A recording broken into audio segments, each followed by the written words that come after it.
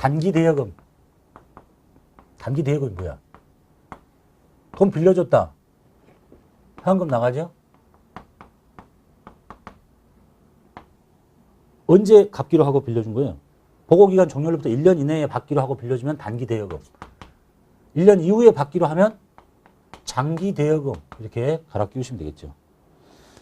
자, 회수기한이 보고기간 종료로부터 1년 이내에 도래하는 대여금을 말하고요. 기간이 길고 짧음에 따라서 장기 대여금, 단기 대여금 이렇게 쓰고, 장기 대여금이면 투자자산으로 분류를 하고, 그 다음에 금액이 중요할 경우에 차입자가 누구냐에 따라서 그냥 큰 이름은 단기 대여금인데 금액이 좀 크고 중요해. 이런 대여금은 별도의 이름을 쓰고 싶다. 그러면 뭐 주주나 임원이나 종업원한테 돈 빌려줘도 그냥 단기 대여금 써도 되고, 그냥 별도로 주임종 단기 대여금, 뭐 주임종 단기 채권 이렇게 쓸 수도 있겠죠. 별도로 쓸 수도 있다. 그 다음에 뭐 관계회사 대여금 이렇게 만들어 쓸 수도 있다. 이건 거의 시험에 안 나오고, 그냥 거래처에 돈 빌려주면 단기 대여금. 그런데 그 돈 빌려주는 상대방이 주주나 임원이나 종업원이면 요 이름 안 쓰고 시험에서는 주임종 단기 채권 또는 뭐 주임종 단기 대여금을 별도로 구분해서 쓰고 있습니다. 그 정도만 받으시면 되겠고. 그 다음에 미수수익. 요거 기말 결산할 때 보는 거지요. 미수수익. 성격이 뭐하고 똑같아요? 미수금. 받지 못했다. 받지 못한 미수금의 성질을 갖는 자산. 미수수익. 사례 한번 볼까요? 사례가 뭐가 있을까? 돈을 이렇게 빌려줬대요. 여기 7월 달부터 여기 6월 달까지. 이쪽에 6개월, 이쪽에 6개월. 그런데 돈을 빌려주고 이자를 이날 한꺼번에 다 받아요. 전체 발생한 이자가 12만 원이야. 그럼 이쪽에 발생한 것이 6만 원이잖아요. 그럼 10월 30일 날 회계 처리해야 되는 거죠. 10월 30일 날 발생한 만큼 이자를 잡읍시다. 이자 수익 6만 원 잡고. 돈 받기로 한 날이 안 돼서 못 받는 거잖아요. 그럼 발생한 만큼 수익을 잡으래. 성격이 뭐야? 뭘 받을 게 있는데 못 받았잖아. 미수금의 성질을 갖는구나. 미수 수익 6만 원 이렇게. 그 다음에 미수금 봅시다. 미수금은 일반적인 상거래 이외에서 발생한 채권이죠. 일반적인 상거래에서 발생한 채권은 외상매출금 또는 어음상의 권리인 받으러음인데, 일반적인 상거래 이외에 발생한 채권, 그것이 그냥 채권이건 어음상의 채권이건 다 미수금을 씁니다. 즉 상품이나 제품이 아닌 차를 내다 팔거나 비품을 내다 파는 건 상거래가 아니죠. 거기서 발생한 채권, 그리고 보고기간 종료일로부터 1년 이내에 만기가 도래하는 거. 1년 이후에 도래하면 뭐라고 그러세요? 장기 미수금 이렇게 해야지. 외상 매출금도 마찬가지고 1년 이후에 도래하면 장기 외상 매출금, 장기 받으러면 이렇게. 이제 실수 많이 하신 게 이거잖아요. 여기서 팔 때 받으러면 무슨 얘기를 해요? 진짜 질문 많이 하는 것 중에 하나죠. 받으러음. 내가 이렇게 가르쳤나 책에? 받으러음은 어음을 받으면 받으러음이라고 이렇게 설명했나요? 그렇게 설명한 사람 아무도 없어요.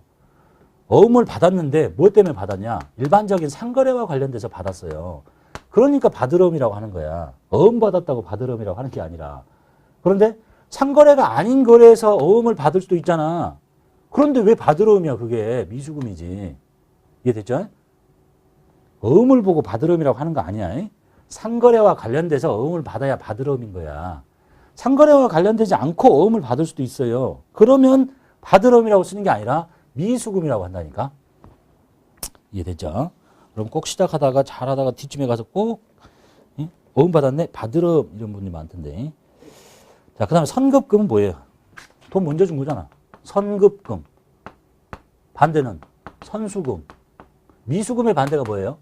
미지급금이지. 다 기억나셔야 되겠죠? 기간으로 따져서 반대는 장기고, 반대쪽의 개념, 상거래와 관련된 채권, 상거래 이외에서 발생한 채권, 상거래 이외에서 발생한 채무. 상거래에서 발생한 채무는 요거, 매출채권이, 매입채무. 요 두 개를 묶어서 매입채무라고 하잖아요. 매출채권의 반대, 상거래 아닌 건 미지급금. 선급금의 반대 선수금. 자, 상품, 원재료 등의 매입이나 외주 가공을 위해서 먼저 둔 돈. 이는 상품이나 원재료 등의 재고 자산의 확실한 구입을 위해서 선지급하거나 제품 및 부분품의 외주 가공을 위해서 선지급한 계약금, 정차 뭐가 돌아올 거냐면 재고자산이 돌아옵니다. 자, 우리 시험에서는 이걸 구분을 지어야 되는데 구분을 안 짓고 있어요. 자, 선급금은요. 뭘 하려고 돈 줬다고? 먼저 돈 줬잖아. 근데 뭐 하려고?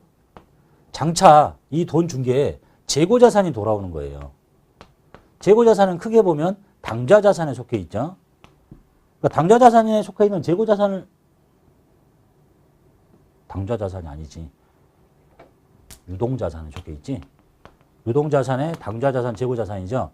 자, 유동자산을 살려고 돈을 줬기 때문에 유동자산 속에 있는 이 선급금을 쓰는 거예요. 그런데 이건 원칙적인 얘기예요. 유동자산이 아닌 유형자산, 비유동자산을 살려고 돈을 줬다. 차를 살려고 돈을 줬다. 그럼 원칙적으로, 이론적으로 보면 여기 써야 되는 이름은 선급금이 아니에요. 건설 중인 자산이에요. 이렇게요. 건설 중인 자산의 위치를 잘 봐봐요. 유동자산, 비유동자산의 투자, 유형, 무형이잖아요. 여기가 당좌, 재고잖아요. 들어만 보시면 돼요. 내가 지금 요 재고자산을 살려고 돈을 먼저 줬는데 회계인 연도가 딱 잘려버려요. 잘리면 이렇게 회계 처리하고 멈춰 있잖아. 그럼 이 돈이 어디 가 있어요? 여기 가 있잖아. 같은 위치에 가 있죠. 그런데 내가 유형자산을 살려고 돈을 먼저 줬어요. 그런데 이걸 이렇게 회계 처리하면 이게 이 돈이 어디 가 있어요? 여기 가 있잖아. 그러니까 논리적으로 안 맞아요. 그때 쓰는 이름이 여기에 들어있는 건설 중인 자산을 쓰면 결국은 유동자산을, 비유동자산을 사기 위해서 투자했던 이 돈이 12월 말에 잘리면 그 돈이 여기가 있으면 좋겠어? 여기가 있어야지.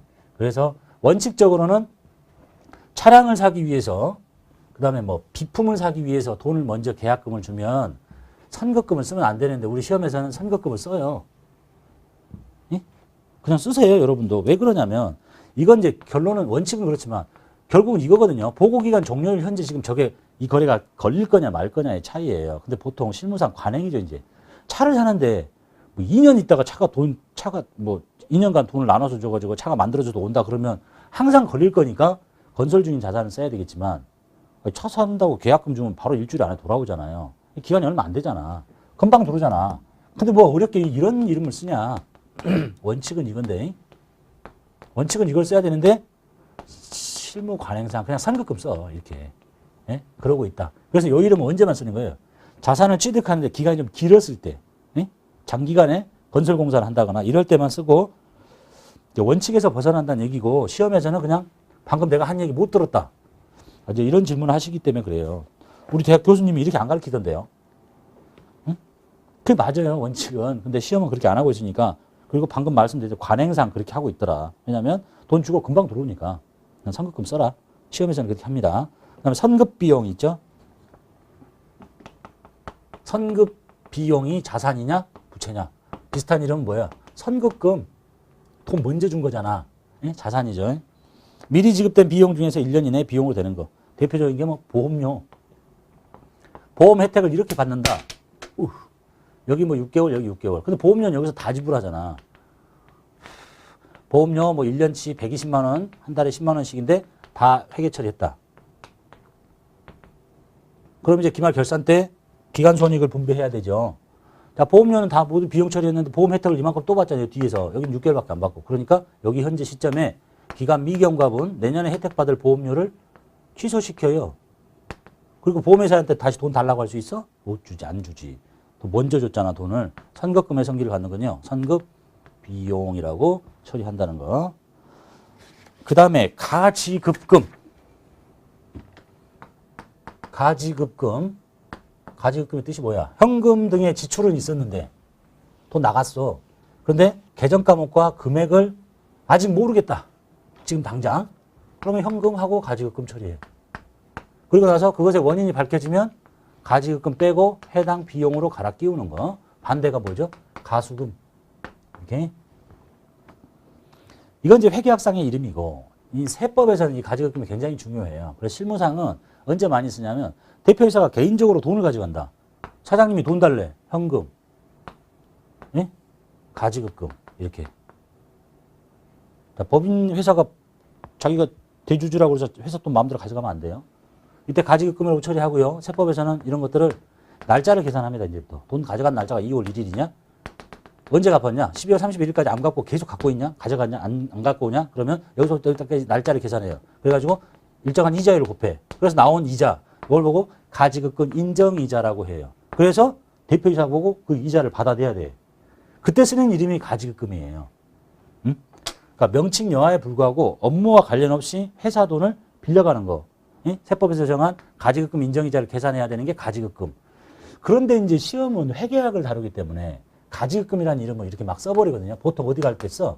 출장 갈 때 돈 가져가는 거 이런 걸 계산하는 대상이 아니에요. 근데 같은 계정 과목을 써봐. 그럼 이제 나중에 이 자료를 가지고 프로그램상 법인조정 서식을 이렇게 끌고 간단 말이에요. 근데 실무에서는 절대 출장할 때 이런 이름 안 써. 그래서 실무에서는 저런 이름을 전도금을 많이 씁니다. 요것이 아주 특수한 성격을 갖고 있기 때문에 회계학상은 현금의 지출은 있었으나 뭐 계정 과목과 금액을 확정할 수 없을 때 일시적으로 가지급금 이렇게 쓴다고 하지만 실무상은 절대 그렇게 안 쓰고 가지급금 인정이자 계산 대상이 되는 돈을 빌려줬을 때 마음대로 가져갔을 때 그때 가지급금 쓰고 이런 출장 갔을 때는 전도금이라는 이름을 씁니다. 이해되셨죠? 그 다음에 선납세금. 세금을 먼저 냈대. 뭐를? 법인세를. 또 뭐 요즘에 법인세 아니고도 뭐 다른 세금을 선납세금으로 하기도 하는데 자, 기중에 원천 징수된 법인세나 중간에 나간 법인세 등이 처리된 계정 과목. 선납세금. 자, 기중에 원천 징수 당한다. 이제 나는 지금 법인이죠, 입장에서. 법인이 원천 징수 당하는 것은 이자 소득이 생길 때. 자, 내가 이자 수익이 생겨요. 이자 수익이 10만 원 생기면 은행이 돈을 다 주는 게 아니라 이자 소득세를 원천 징수합니다. 14%. 그리고 돈은 나한테 그걸 뺀 나머지만 줘. 14%면 14,000원, 86,000원. 이만큼밖에 안 줘요. 이건 이자인데. 그럼 14% 원천 징수 당한 이건 뭐냐? 내가 내야 될 세금을 미리서 내준 거예요, 은행이. 나는 누군데? 법인이잖아. 그러니까 법인세야. 법인세 비용 또는 뭐 법인세 등. 근데 바로 비용 처리하지 않고 자산으로 돌려놓습니다. 여기를 선납세금이라는 자산으로 만들어 놓고요. 그 다음에 또 만날 수 있는 게 법인세는 1년에 한 번 내는 게 아니라 과세기간 1월부터 말이라면 12월 말이라면 과세기간이 끝나는 날에 다음 3개월 이내에 신고 납부하면 되는데 그 사이에 한 번 내야 돼. 그걸 중간연합이라고 하거든요. 그래서 여기 1월부터 6월을 중간연합 기간으로 해서 8월 31일까지 법인세를 한 번 내야 돼요. 그때 법인세를 냈다.